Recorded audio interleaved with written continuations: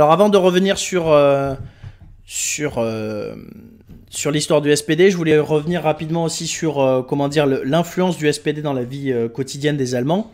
Donc on avait vu que les chiffres du SPD ont beaucoup chuté ces dernières années, mais effectivement il y a eu des moments où le Parti social-démocrate avait presque 1 million d'adhérents. Comme je disais, le SPD avait aussi une place importante dans la vie quotidienne des Allemands, tout comme la CDU. J'avais pu l'aborder rapidement l'an dernier, mais effectivement, les deux partis qui sont des partis de masse se sont fait remarquer aussi parce que y a un accompagnement important dans la vie quotidienne, comme si c'était une association plus qu'un parti politique. C'est-à-dire qu'ils vont organiser...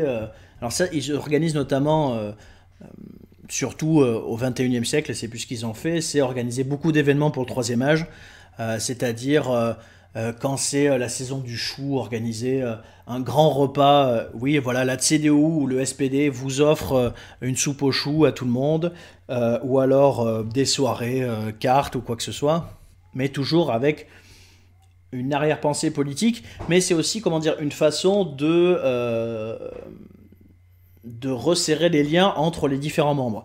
Par exemple, il n'est pas rare d'organiser au sein d'un parti, et souvent d'ailleurs dans les mouvements de jeunesse, mais pas uniquement, des matchs de foot entre membres du parti ou un match de handball ou autre, justement pour resserrer les liens et pour vraiment avoir une place importante. Voilà, je vais revenir dessus puisque j'ai ramené deux trois souvenirs avec moi, mais pour rien vous cacher, moi je suis issu d'une famille qui, jusqu'à mon grand-père, tout le monde a été membre au SPD. Vous avez quand même des gens qui auront été membres du SPD de leurs 15 ans jusqu'à leur mort, et encore aujourd'hui, quoi.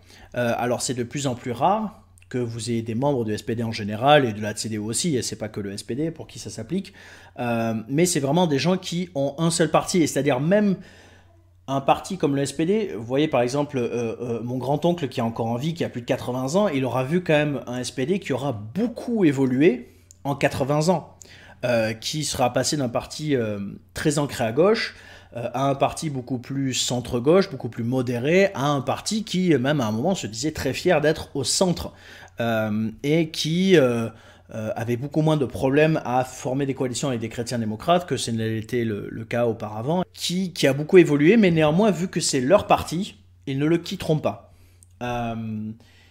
Et c'est pour ça que c'est souvent un choc quand vous avez beaucoup moins de scissions, par exemple, partisanes en Allemagne. Vous avez certes eu une division au début des années 2000, qui a ensuite causé la fondation de Die Linke, mais au final, vous n'avez pas tant de membres que ça du SPD qui ont rejoint Die Linke. Vous avez beaucoup plus de membres qui soit ont juste quitté la politique, mais encore c'est rare, ou alors qui n'ont juste pas repayé leurs cotisations et puis c'est tout. Donc c'est vraiment adhérer à un parti politique, et notamment un parti politique comme le SPD, c'est quelque chose non seulement de familial, mais en plus qui va durer quasiment toute une vie. Vous voyez régulièrement des gens qui ont fièrement des autocollants sur leur voiture de leur parti politique. En France, c'est extrêmement rare de voir quelqu'un avoir un autocollant les Républicains, Parti Socialiste, ELV, En Marche, ou je ne sais quoi.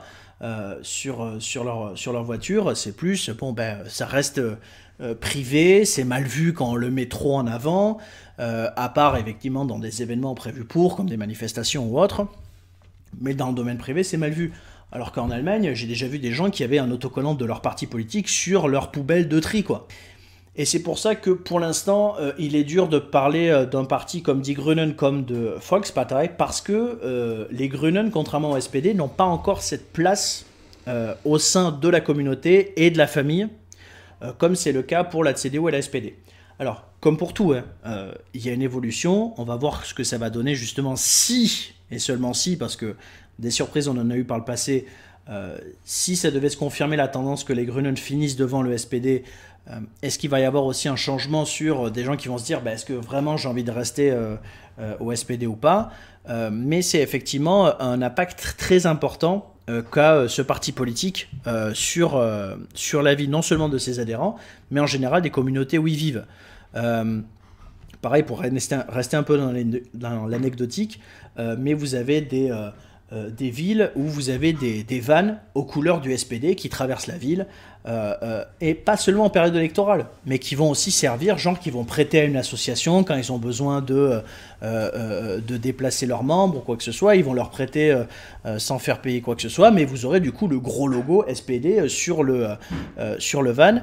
Et là, encore une fois, c'est quelque chose que les Grünen, le Die Linke ou l'AfD, c'est un impact qu'ils n'ont pas dans la vie quotidienne des Allemands en général.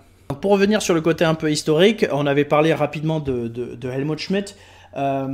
Schmidt, lui, justement, vous avez pas mal d'articles qui, alors que Brandt était vraiment un chancelier historique, lui, il est vu comme le chancelier manager, c'est-à-dire que il a fait face non seulement à la crise pétrolière, qu'a connu l'Allemagne. Il a fait face aux attentats de l'armée, de la fraction armée rouge, la RAF, qui notamment avait assassiné le responsable de l'équivalent allemand du MEDEF après l'avoir eu comme otage. Et voilà, donc c'est vraiment pour ça qu'il va être considéré comme le chancelier gestionnaire et manager, parce que c'est vraiment cet impact-là qu'il va avoir, et il s'était déjà fait connaître justement sous cet aspect-là, en tant que maire de Hambourg, où il avait dû faire face à une grave crue qu'il avait dû gérer à l'époque. Comme j'ai dit, Schmidt va perdre sa majorité en 1982, après que le groupe parlementaire des libéraux de la FDP décide de soutenir Helmut Kohl, qui est le chef de la CDU à ce moment-là, et donc vous avez un changement de majorité et une révolution parlementaire presque, on pourrait dire. Hein. C'est pas vraiment un coup d'État puisque c'est quelque chose de totalement légal, mais c'est avec ce vote de défiance constructif que Helmut Kohl va devenir le nouveau chancelier allemand, et que du coup de 1982 jusqu'en 1998, l'Allemagne sera gouvernée par un chrétien-démocrate et non plus par un social-démocrate. Pendant cette période-là, les sociaux-démocrates vont avoir de grandes difficultés parce qu'ils n'ont plus de partenaires réellement, puisque d'un côté, les libéraux préfèrent gouverner avec les chrétiens-démocrates, que ce soit au niveau fédéral ou au niveau des Länder. Et en même temps, il n'y a pas encore de relation de confiance entre le SPD et les Grünen, qui ferait qu'une coalition pourrait se créer. Vous aurez des premières expérimentations de coalition entre les deux à la fin des années 80 et durant les années 90, mais à chaque fois ce sera au niveau des Länder, et jusqu'à l'élection fédérale de 1994 incluse, le SPD à chaque fois fermera la porte à toute coalition possible avec les Grünen. Ce n'est qu'à partir de 1998 qu'il y aura vraiment cette relation de confiance, et aussi cette idée que soit on gouverne avec les Grünen, soit on ne gouvernera plus jamais. Donc il va falloir aller sur un terrain d'entente entre les deux. Et c'est justement ce qui va se passer avec la candidature à la chancellerie de Gerhard Schröder. Donc Schröder, il s'est fait connaître pour plusieurs choses. Tout d'abord, il a été donc le premier chancelier à former une coalition rouge-verte, donc Rot-Grün, donc entre SPD et Die Grünen. Donc notamment, alors je vais vous le taper parce que son prénom est pas toujours facile à écrire. Il aura comme vice-chancelier, donc on reparlera de lui évidemment quand on parlera des Grünen, mais Joschka Fischer, qui sera donc son vice-chancelier et ministre des Affaires étrangères, poste qui sera d'autant plus important quand il s'agira des interventions au Kosovo et de l'opposition à la guerre en Irak. Donc il y a surtout sur trois axes qui se sera fait remarquer. Donc tout d'abord la politique étrangère. Donc comme je vous ai dit, première intervention réelle militaire allemande au Kosovo aux côtés de l'OTAN. Donc à la fin des années 90. Ensuite, pour son opposition à la guerre en Irak, qui lui vaudra quand même d'être nommé pour le prix Nobel de la paix. Alors il ne le gagnera pas, mais il sera nommé en tout cas. Ensuite, les deux autres aspects, vous avez d'abord les réformes sociales, où justement, contrairement à ce qu'on pourrait penser avec un un chancelier social-démocrate, il va justement être plus restrictif sur les possibilités sociales, notamment en mettant en place une grande réforme de l'assurance chômage, sous ce qui va être appelé, et là pareil je vous l'écris, Hartz IV, et ce qu'on appellera l'agenda 2010. Et enfin, le troisième aspect de sa politique qui vraiment le rendront célèbre, c'est ce qu'il fera justement aux côtés des Grünen, dont on parlera un peu plus quand on parlera de Bündnis 90 Die Grünen, c'est l'investissement dans les énergies renouvelables, qui feront que rapidement l'Allemagne prendra beaucoup d'avance sur les autres pays européens en termes d'énergie renouvelable, et qui permettra du coup plus tard à Angela Merkel de pouvoir justement se retirer du nucléaire sans que ce soit une décision extrêmement compliquée. Comme je vous ai dit, en 1998, le SPD revient au pouvoir pour la première fois depuis 1982. Alors c'est en plus dans une vague de Premier ministre ou chef de gouvernement socialiste ou sociodémocrate qui prennent le pouvoir. Vous avez en 97 la gauche plurielle qui arrive au pouvoir en France avec Lionel Jospin, et également au Royaume-Uni Tony Blair qui avec le New Labour devient Premier ministre. Et justement Schröder va être plus proche de Tony Blair que de Lionel Jospin. D'ailleurs, on verra, mais les relations que Schröder va entretenir avec la France vont surtout se développer après 2002, c'est-à-dire quand il n'y aura plus de cohabitation en France, sachant que Schröder, alors que normalement politiquement il aurait dû être plus proche de Lionel Jospin que de Jacques Chirac en termes d'affiliation politique, puisque les deux sont membres du Parti socialiste européen, a été quand même beaucoup plus proche de Jacques Chirac que de son Premier ministre. Comme on avait dit, vu que la FDP était de plus en plus au centre droit, voire même carrément à droite, il devenait de plus en plus compliqué pour les sociodémocrates de former des coalitions avec eux, surtout que la FDP en tant que telle fermait quasiment la porte à cette possibilité, et que jusqu'à maintenant, le SPD ne se positionnait pas trop sur la question de gouverner avec les Grünen ou non. Mais Gerhard Schröder avait déjà fait l'expérience en tant que ministre-président du Land de Niedersachsen. Pour celles et ceux qui ne se souviendraient plus exactement où c'est, Niedersachsen, c'est la région d'Hanovre, qui est frontalière avec Hambourg et qui est autour de la ville de Brême. Donc il avait déjà gouverné avec les Grünen là-bas, et c'est une expérience qui avait plus ou moins bien fonctionné. Et donc il s'est dit, pourquoi pas tenter l'expérience également au niveau fédéral. Et c'est ainsi donc qu'il va battre Helmut Kohl, qui aura été chancelier depuis 1982, le chancelier de la réunification, qui est donc battu par son challenger social-démocrate. Pour la petite parenthèse, là justement, l'élection de 2021 est d'autant plus unique que c'est la première fois depuis la création de la RFA que le chancelier sortant ne se représente pas. Et que donc, du coup, quoi qu'il arrive, on aura un ou une nouveau chancelier ou nouvelle chancelière. Alors que vous avez eu Adenauer, puis Erhard, puis Kissinger, etc., qui sont tous présentés à leur propre réélection et qui, soit à un moment ont perdu, soit à un moment ont été démis de leurs fonctions. Alors, effectivement, il y a beaucoup d'espoirs qui sont placés en ce gouvernement de Gerhard Schröder, surtout parce qu'il y a eu énormément de mesures sociales et sociétales mises en place sous Helmut Kohl depuis la réunification, et surtout sur les années entre 1994 et 1998, où ils ont beaucoup resserré la vis, parce que une réunification, ça coûte énormément d'argent, surtout vu l'état de l'économie de l'Allemagne de l'Est. Donc avec un chômage de masse, mais surtout avec des usines qui n'étaient plus du tout utilisables.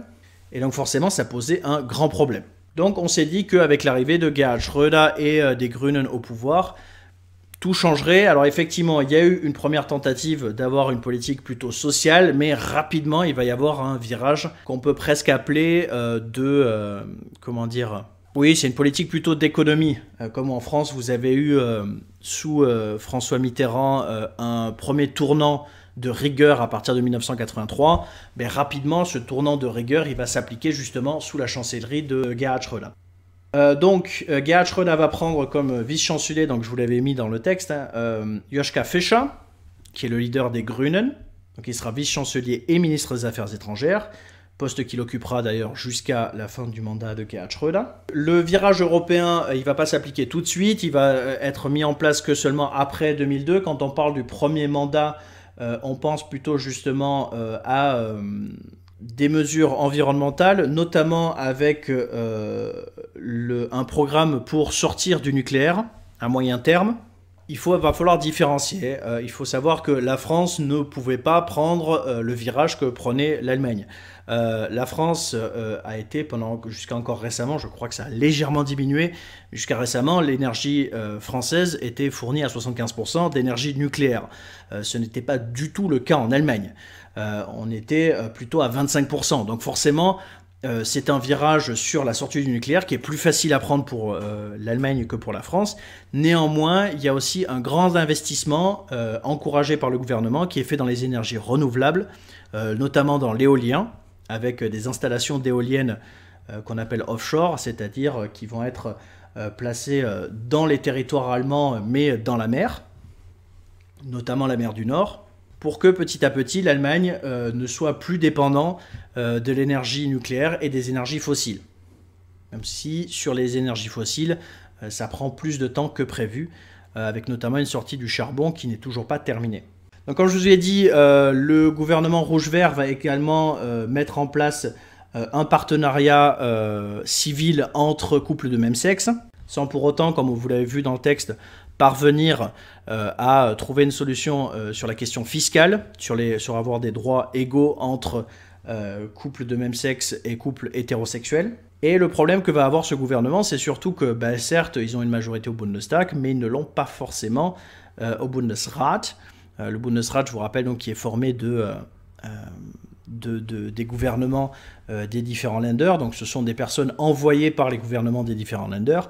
Et comme ça penche de plus en plus du côté des chrétiens démocrates, eux, ils vont bloquer pas mal de mesures parce qu'on n'est pas forcément dans un système automatique comme en France où, en France, l'Assemblée nationale aura toujours le dernier mot. En Allemagne, c'est un petit peu plus compliqué. Il faut négocier sur pas mal de points quand même avec le Bundesrat.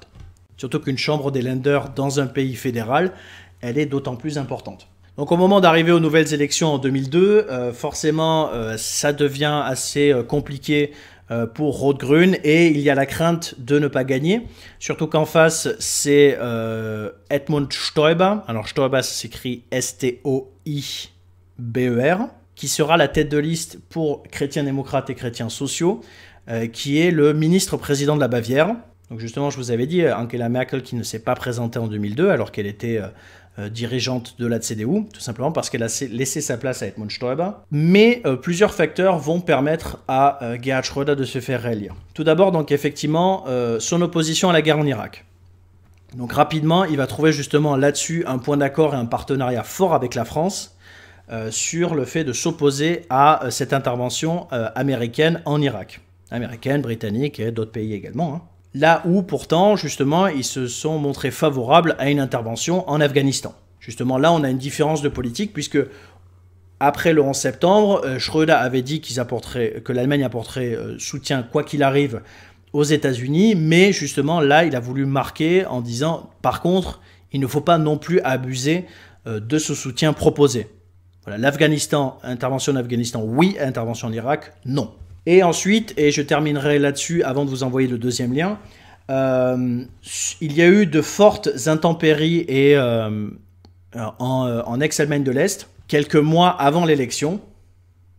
Et Schröder, qui en général aime bien se mettre en scène comme le chancelier qui fait, plutôt qu'il parle, il s'est déplacé carrément et il était avec son manteau de pluie et ses bottes en caoutchouc auprès des victimes des inondations et il leur a fait énormément de promesses et il a mis notamment beaucoup de mesures d'urgence en place. Enfin, le nombre de voix entre SPD et CDU a juste suffisamment penché pour que la SPD soit première force politique.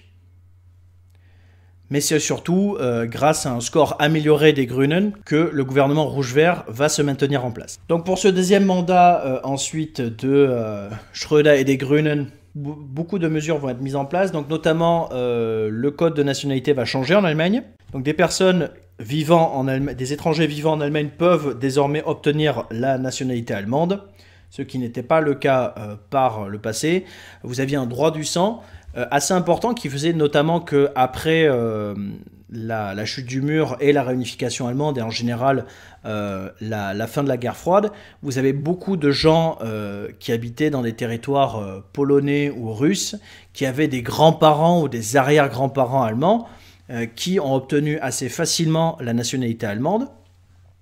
Là où des personnes, et qui, sans forcément avoir vécu en Allemagne ou maîtriser la langue allemande, là où par contre des personnes qui habitaient depuis des décennies, parfois depuis les années 50 en Allemagne, qui s'étaient parfaitement intégrés, qui parlaient la langue, etc., eux ne pouvaient pas avoir le droit à la nationalité allemande parce qu'ils n'avaient aucun ancêtre allemand. Donc ça devait changer. L'exemple concret que j'aime bien donner à chaque fois, vous l'avez dans les Coupes du Monde de football 2010 et 2014, puisque, surtout en 2010, c'est la première fois vraiment qu'on va voir ce changement, puisque cette génération de jeunes qui tout à coup pouvaient devenir allemands, parfois ils ont choisi de jouer pour l'équipe d'Allemagne. Donc vous avez des joueurs comme Mesut Özil, ses deux parents sont turcs, eux, sous l'ancien code de nationalité, il n'aurait pu jouer que pour la Turquie. Là, du coup, il a eu l'option de jouer soit pour la Turquie, soit pour l'Allemagne. Et si je parle de l'équipe actuelle, vous avez des joueurs comme İlkay Gündoğan ou Emre Can, qui sont tous les deux nés de parents turcs, mais qui par contre ont pu devenir allemands et jouer pour l'équipe d'Allemagne. Et d'ailleurs, j'utilise la Turquie parce que c'est la minorité la plus importante. La seule chose qui n'a pas encore été forcément mise en place, c'est les questions de double nationalité. C'est quelque chose qui coince encore beaucoup en Allemagne, là où en France, le code de la nationalité est beaucoup plus flexible.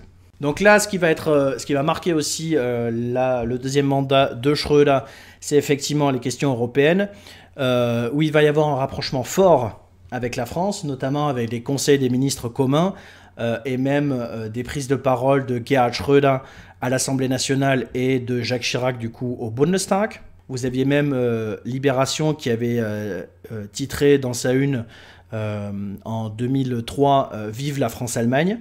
Donc vraiment un rapprochement important qui va connaître un peu plus de plomb dans l'aile ensuite après le partenariat Schröder-Chirac. Sachant que Schröder, quand il se fait élire en 98, lui, il se voit plus comme quelqu'un qui aura un partenariat proche du Royaume-Uni, puisque Tony Blair est quelqu'un avec qui il a une vision politique commune, alors que Chirac et Jospin ne sont pas forcément des personnes avec qui il pensait se rapprocher, mais finalement, c'est bien une coopération franco-allemande qui va avoir lieu, et forcément le point de rupture, notamment entre l'Allemagne et le Royaume-Uni, c'est la guerre en Irak. Le Royaume-Uni qui s'est prononcé pour cette intervention, l'Allemagne contre, et qui s'est rapproché du coup par ce refus de la France. Mais ce qui va beaucoup marquer surtout la chancellerie de Schröder, ce sont les réformes dont j'avais parlé rapidement la dernière fois, qu'on appelle Hartz IV. Donc Hartz, c'est H-A-R-T-Z, et donc IV en chiffres romains. Donc je l'avais mentionné rapidement quand j'avais fait le tour de la SPD, mais effectivement ce sont des mesures sociales assez drastiques qui vont changer non seulement le droit au chômage, le droit aux allocations chômage, mais également mettre en place ce qu'on appelle des 1-Euro-Jobs, ce qui seront en fait des métiers où vous travaillez techniquement pour 1 euro de l'heure, en plus de vos allocations chômage.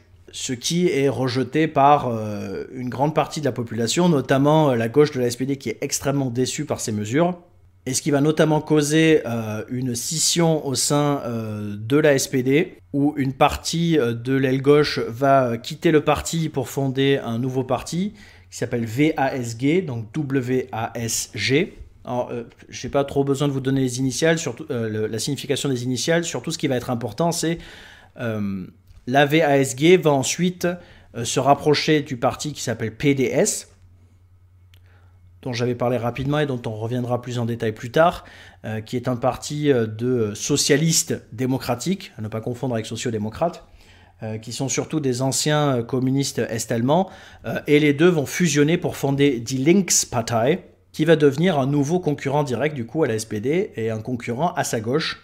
Et tout cela va faire que Schröder va être dans une position très délicate en 2005. Je vous avais parlé notamment en 2000, pour son premier mandat, de la difficulté de faire passer des lois au Bundesrat. Au fur et à mesure, le SPD perd une élection de Länder après l'autre et se retrouve avec de plus en plus de difficultés à faire passer ces lois. Et donc Schröder va décider de poser la question de confiance au Bundestag, question qu'il veut perdre. Il va faire exprès de la perdre, il va demander aux membres de sa majorité de voter contre la confiance au gouvernement, afin de pouvoir ensuite se tourner vers le président fédéral et lui demander d'organiser de nouvelles élections. Donc je vous avais dit, en Allemagne, une question de confiance est possible, mais par contre, une question de défiance n'était possible que si on propose un nouveau chancelier, mais la question de confiance, si elle est perdue, ça permet ensuite de se tourner vers le président fédéral, qui seulement à ce moment-là peut dissoudre l'Assemblée. Donc c'est pas comme en France où le président fédéral peut dissoudre l'Assemblée quand il le souhaite. Mais effectivement, si la question de confiance est perdue par le gouvernement, là, le président fédéral peut provoquer de nouvelles élections.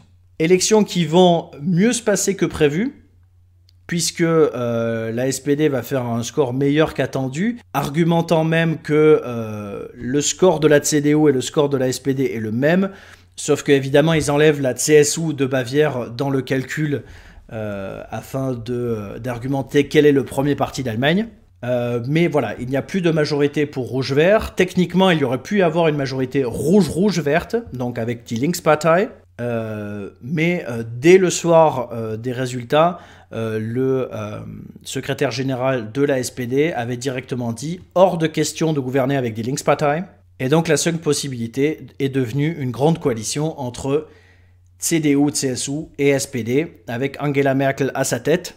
Donc coalition, comme je vous ai dit, qui va se reproduire de nouveau de 2013 à 2017 et de 2017 jusqu'à aujourd'hui, et qui va faire que la SPD va perdre petit à petit en soutien, passant d'abord sous la barre des 30%, pour arriver finalement à seulement 20,5% aux élections de 2017, et même à un peu plus de 15% aux élections européennes de 2019.